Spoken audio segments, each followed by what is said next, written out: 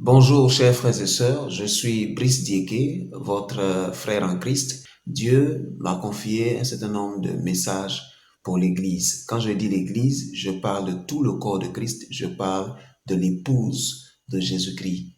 Je ne suis pas prophète, je ne sais pas pourquoi c'est à moi que ces messages sont arrivés, mais je pense que je ressemble à l'âne du prophète Balaam, qui a été obligé de parler parce que la situation était critique.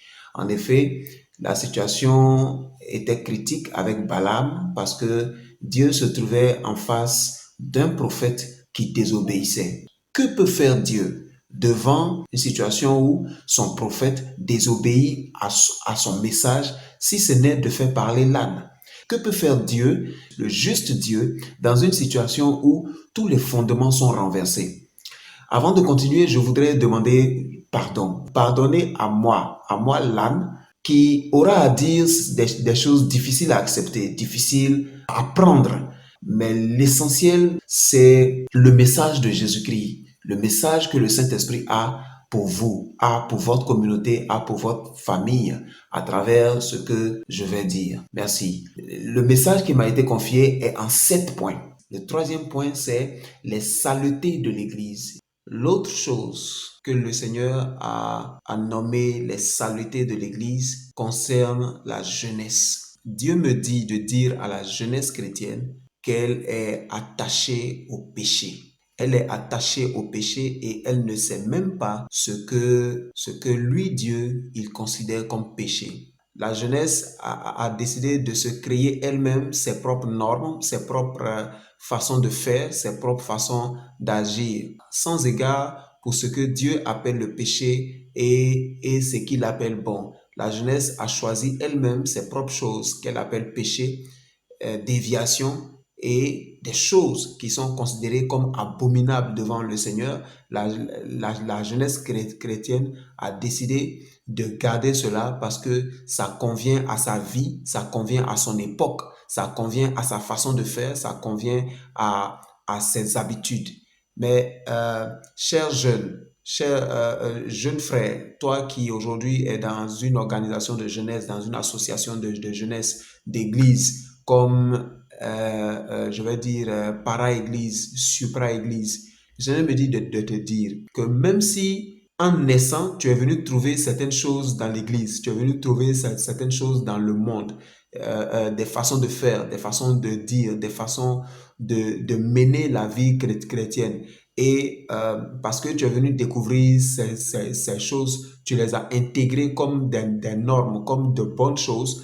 Le Seigneur dit, si lui, il considère ces choses comme le péché, comme une impureté, comme une saleté, quelle que soit la façon dont tu vas l'habiller, quelle que soit la théologie que tu feras autour de ça, quel que soit le raisonnement philosophique que tu feras autour de ça, lui, Dieu, il continuera d'appeler cela un péché. Et c'est à toi, jeune, de t'aligner sur les standards divins. Le Seigneur me dit de dire à la jeunesse qu'elle est désobéissante, qu'elle est insoumise, elle n'a aucun respect pour les aînés, pour les parents, et c'est une saleté. Le Seigneur me dit que la jeunesse s'est forgée elle-même ses propres modèles, s'étant forgée ses propres principes, elle s'est choisie elle-même des modèles, elle s'est choisie des leaders qui eux-mêmes n'ont ni modèle, ni ne sont des modèles selon la parole de Dieu. Et la jeunesse se suit elle-même au lieu de suivre les dévanciers. Pourtant, la parole de Dieu conseille aux plus jeunes de suivre l'exemple des plus grands et même d'avoir du respect pour les plus âgés, pour les anciens.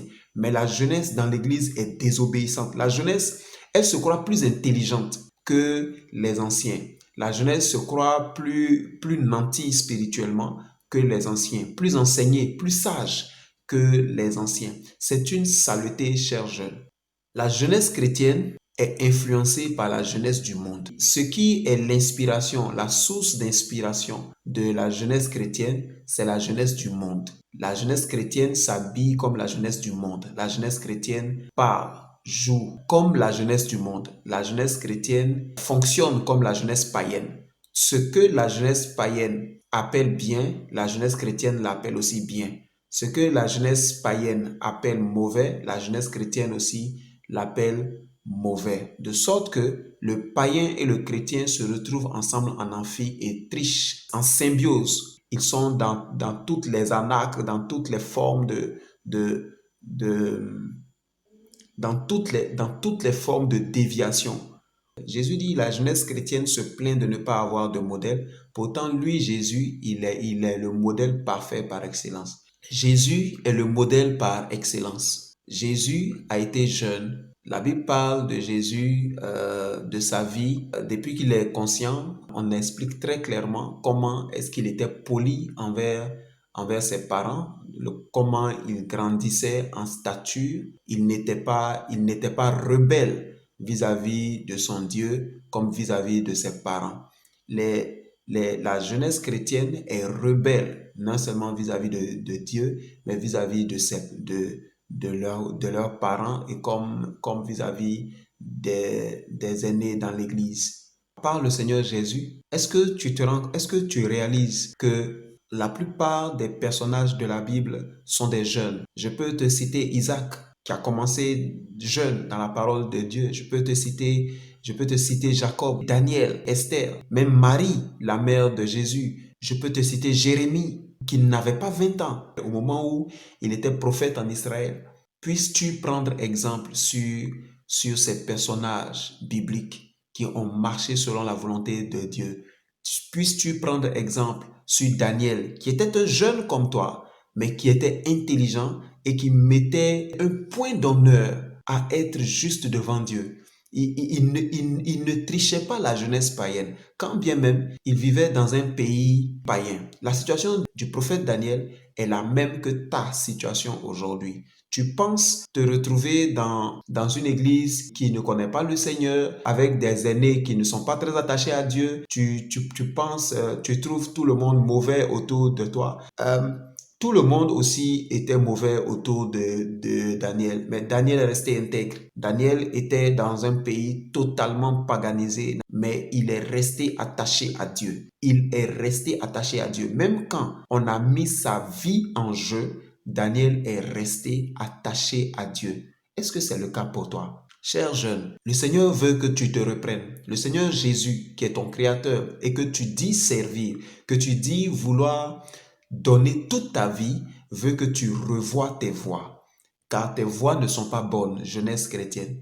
Tes voies ne sont pas bonnes devant le Seigneur. Revois tes voies. Le prophète Jérémie a marché dans les voies du Seigneur, quand bien même il était jeune comme toi, quand bien même c'était un teenager comme toi. Le Seigneur Jésus lui-même, il a marché selon son Père. Daniel, au milieu des Babyloniens païens, est resté attaché à Dieu. Joseph, au milieu des païens, est resté attaché à Dieu. Il a fui l'impudicité. Quand tu lis l'histoire de Joseph, quand tu arrives à l'étape de la tentation dont il a été l'objet par la femme de Potiphar, étant à sa place, tu aurais réagi comment? Tu aurais réagi comment, cher jeune? Aujourd'hui, tu es envahi par le sexe. Tu es envahi de la tête aux pieds par le sexe. Et tout ce que les réseaux sociaux te donnent, Instagram, Facebook, WhatsApp, tu consommes. Même les publicités à caractère sexuel, tu en consommes.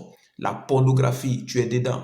Je ne parle pas de tes amis païens, je parle de toi, jeune chrétien. Et tu mènes une double vie, une vie envoûtée par le sexe à l'intérieur, mais à l'extérieur, tu te donnes l'impression d'être rempli du Saint-Esprit. Tu te donnes la carrure de quelqu'un qui marche selon la volonté de Dieu. Mais jeune chrétien, Dieu connaît ton cœur. Dieu connaît ton cœur. Laisse-toi raconter l'histoire des premiers jeunes, des premiers chrétiens jeunes. Laisse-toi raconter l'histoire de tes aînés d'il y a 40 ans, d'il y a 30 ans. Laisse-toi raconter leur histoire. Quand ils étaient jeunes comme toi, c'était des personnes remplies du Saint-Esprit. Il n'était pas possible d'avoir péché à l'extérieur et d'entrer dans une organisation de jeunesse, dans une réunion de jeunesse, sans que l'Esprit de Dieu ne se manifeste au milieu de cette jeunesse fougueuse et remplie du Saint-Esprit pour dire, toi, tu as commis l'adultère, toi, tu as commis l'impudicité, toi, voici la vie que tu mènes. Mais aujourd'hui, ça n'existe plus. Aujourd'hui, dans les organisations de jeunesse, dans les églises, on peut pécher comme on veut. Les filles se font des enfants à tour de bras, sans mariage ni rien. Ceux qui sont censés être les encadreurs sont pires. Aujourd'hui, tous les jeunes au milieu dans leur organisation de jeunesse ou à l'extérieur, ont des vies sexuelles désordonnées, des vies sexuelles qui n'ont rien à voir avec la parole de Dieu. Vous draguez des païennes, vous draguez des chrétiennes devant des païens et vous voulez donner quel conseil aux chrétiens? Vous voulez donner quel conseil même aux païens? Votre vie n'honore pas le Seigneur et le Seigneur veut que vous changez. La Bible dit que les enfants sont comme des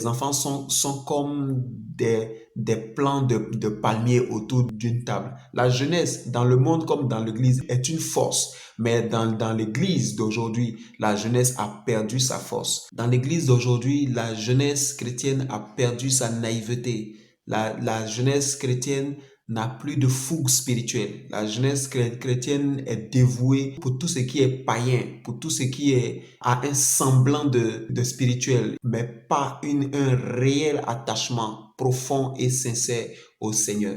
Cher jeune, le Seigneur te demande de te reprendre. La vie que tu mènes n'est pas conforme à la parole de Dieu. La vie que tu mènes qui a une trop grande proximité avec le péché, qui est trop proche de la vie du monde, n'est pas conforme à la parole de Dieu. Il faut revoir ta vie, bien-aimé jeune. Il faut revoir ta vie. Le sexe ne saurait s'accommoder avec la vie chrétienne. Le sexe désordonné hors du mariage ne saurait s'accommoder avec la vie chrétienne. Il faut revoir ta vie. Il faut revoir ta vie. Regarde les modèles dans la parole de Dieu. Lis le livre des Proverbes et revois ta vie. Le Seigneur dit de revoir ta vie. Le message que je t'apporte de la part du Seigneur, c'est que tu revois ta vie et que la vie du monde ne sera jamais conforme à Dieu. La vie d'un païen ne sera jamais conforme à Dieu. La vie chrétienne qui consiste à être un homme bon n'est pas conforme à Dieu. Ce que Dieu attend de toi, c'est que tu te lèves et que tu portes ta croix. Il ne s'agit pas pour toi de mener une vie paisible, de mener une vie dans laquelle tu ne fais de mal à personne. Non, le Seigneur attend de toi que tu sois un jeune engagé. Engagé pourquoi? Engagé pour la propagation de l'évangile. C'est toi, jeune, qui dois porter le réveil de demain, le réveil qui est sur le point de naître. C'est à vous, jeunes chrétiens, de porter ce réveil qui arrive. Le Seigneur veut choisir au milieu de vous plusieurs jeunes chrétiens. Le Seigneur veut choisir au milieu de vous plusieurs qui se sanctifient. Je reviendrai sur le thème de la sanctification dans une autre vidéo. Mais le Seigneur a besoin de vous, mais pas dans l'état dans lequel vous êtes. Vous avez perdu votre jeunesse. Vous avez perdu votre naïveté. Vous l'avez noyé dans le sexe. Vous l'avez noyé dans l'alcool. Vous l'avez noyé dans toutes sortes d'impuretés,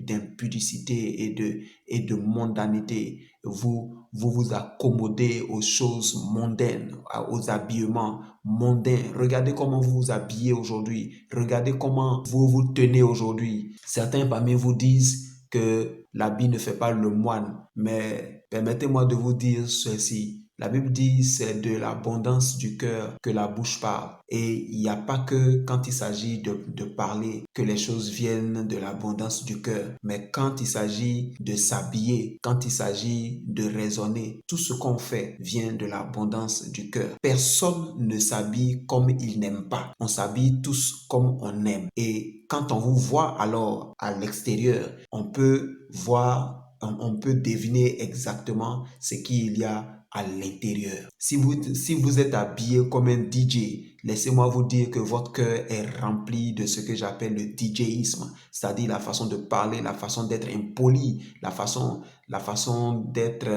d'être sans mesure, chers jeunes. Écoute ce message qui vient de la part de Dieu pour toi et change de vie. Lis Daniel, regarde comment il s'est sacrifié pour garder sa pureté, pour garder sa sanctification,